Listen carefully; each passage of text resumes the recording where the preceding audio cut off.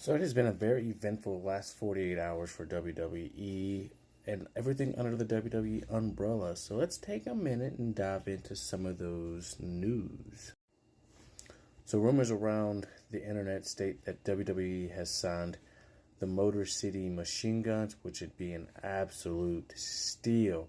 Because if you're not familiar with their work through TNA and Ring of Honor, these two guys know how to put on some matches as a tag team and as single competitors. This would be absolutely perfect for the WWE tag team division, with it being a little bit lackluster in my opinion. I could see the banger of a match they could put on with a healthy Tyler Bate and Pete Dunne, with the New Day, the Usos, Tama Tonga Loa. Like, there is so many banger matches you could get from having the Motor City Machine Guns on your tag team roster.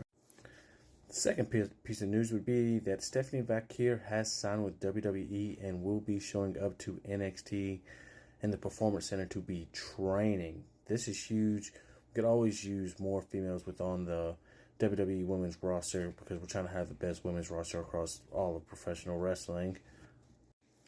And then there's this, the Rascals, a faction from TNA. Two of them made it to WWE. One only survived, and that being Wesley. And this is Trey Miguel, Wesley, and Zach Wentz. The two members from TNA, Zach Wentz and Trey Miguel, showed up to show support for Wesley. And I'm super stoked. Gotta love the Rascals. Three guys who absolutely put on bangers in the ring. Which led us to getting this face-off between the Rascals and Gallus. Because, Wesley's had a little bit of an issue with Gallus. And now the playing field is even with Trey Miguel and Zach Wentz backing him up.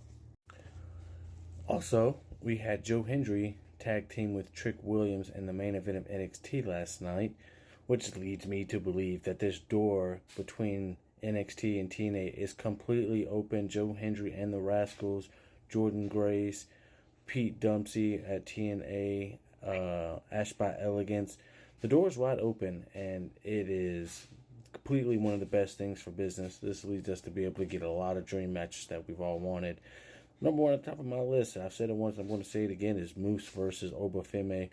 Two powerhouses going at it. Obafemi really getting someone that's about his size. I know he had that match with Dijak and Josh Briggs, but I don't think there's anyone of his physical stature and athleticism like Moose. But those are just some of the key points. Rhea Ripley also returned, catching Dom in the act of holding Liv Morgan, chasing Liv Morgan out of the arena, letting Dom know that Mommy is back, and she was pissed. We also got a segment with Seth Rollins and CM Punk. I think they're planting the seed for Triple Threat. I'm going to cover that in another video. Braun Breaker and Sami Zayn's feud is igniting more, with Braun Breaker spearing Sami out of his socks. But those are just some of the key points I felt like I needed to talk about. Until next time, peace.